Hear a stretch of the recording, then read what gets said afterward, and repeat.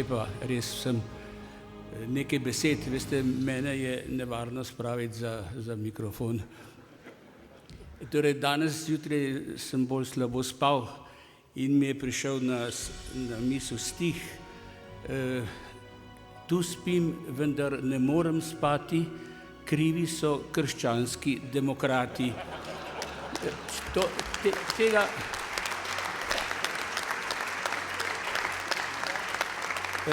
To sem svoj čas namenil kot epitaf pokojnemu Francetu Bučarju, pa ni bil preveč zadovoljen. No, in ta želja se mu izpolnila. Poglejte, sprašujem se, če sem res zaslužil tole priznanje. Jaz sem eden tistih, ki se mnogo sprašujejo, sebe pa tudi druge. Predvsem sebe. Pred mnogimi leti, ko smo ustanavljali stranko, sem bil jaz bolj skeptik. No, v tem skepticizmu nisem edini. Na moji strani je kar nekaj papežev iz 19. stoletja, ki niso bili za take laične formacije, kjer ne bi imela cerkev vodilne vloge. Šele Leon XIII. Je spravil stvari v drugo smer. Ampak zdaj so časi drugi, vsi se jih zavedamo. Poglejte, pozorno sem poslušal to, kar je napisal profesor Tine Vivod, moj prijatelj iz Argentine. Tam imam kar precej prijateljev, samo da mi tega ne verjamejo. Torej, on piše, kako smo izrinili Boga. Povedal je veliko, ni pa povedal vsega. No, jaz sem to na nedavni oddaji na televiziji tudi poudaril. Ne samo, da smo ga izrinili, Nietzsche pravi, ubili smo Boga. In zdaj smo prisiljeni živeti kot božji morilci. No, še drugi veliki prerok iz zadnjih 200 let, Sigmund Freud, pravi podobno, ko govori o umoru očeta. Poglejte, konfrontirani smo z islamom. Vsi vemo, kakšne nedolžne obraze, jasne in velike oči kot angele pošilja ta stroj nad Zahod in nad Ameriko, kot angel exterminador, bi rekli Argentinci. Kaj je v njih, kaj nam očitajo? Očitajo nam točno to, da smo neverniki, da smo ubijalci Boga. Samo da si mi tega ne priznamo in se ne upamo zamisliti nad tem dejstvom.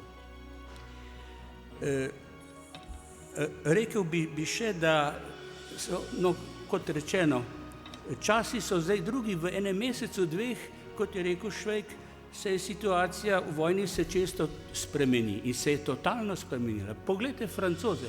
Francoski mladeniči se množično zdaj upisujejo v vojsko in policijo. In pri tem moramo vedeti, da je skozi stoletja beseda flik v francoščini bila največja psovka, policaj. Zdaj poglejte. Bog ve, če se bomo mi kaj naučili od njih, potem, ko nas ta leva opcija uči, da je sleherna prisila, sleherna avtoriteta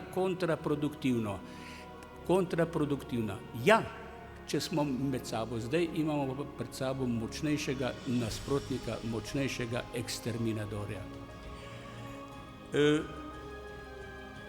Krščanska demokracija se mi zdi, da je eden tistih opornih stebrov, na katere velja še zidati.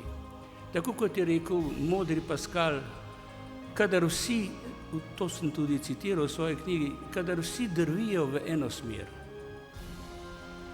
Tu je lepa prispodoba na levičarsko prevlado, zlasti intelektualno, v Evropi zadnjih 200 let. Kadar vsi drvijo v eno smer, je dobro, da se nekdo postavi proti, da stoji, pravi. Če ne za drugega, že zato, da oni ne bodo mislili, da imajo prav.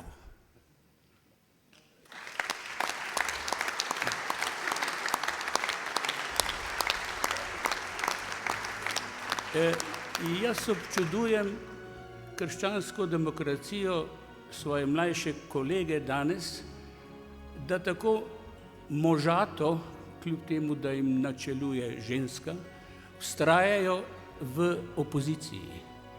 To ni lahko. Mi, ki smo bili tam leta 1990 deležni dvomljive časti, da smo prevzeli oblast v tej deželi, pravim dvomljive, nekaj vemo o tem. Bili smo javni pljuvalniki. Gospod Lojze Peterle, moj prijatelj, ve nekaj o tem. Danes so zadeve malce bolj uglajene, čeprav mass media in tisti, ki stojijo zadaj, še vedno nadaljujejo staro prakso, seveda soočeni so pa z novimi podatki in tudi zdaj naenkrat ne vedo, kje in kaj in kako bi. Čestitam jim in se obenem zahvaljujem res za to priznanje. Povezuje nas neka, bi rekel, še bolj odločna drža, ker včasih je bilo, bi rekel, lažje biti opozicija proti komunističnemu sistemu.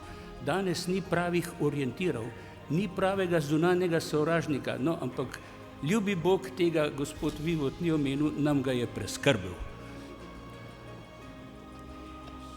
Torej, hvala za tole.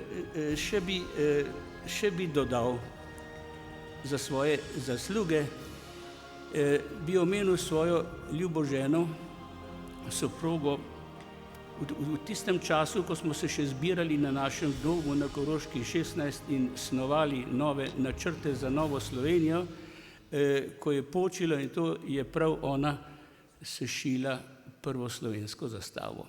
In smo jo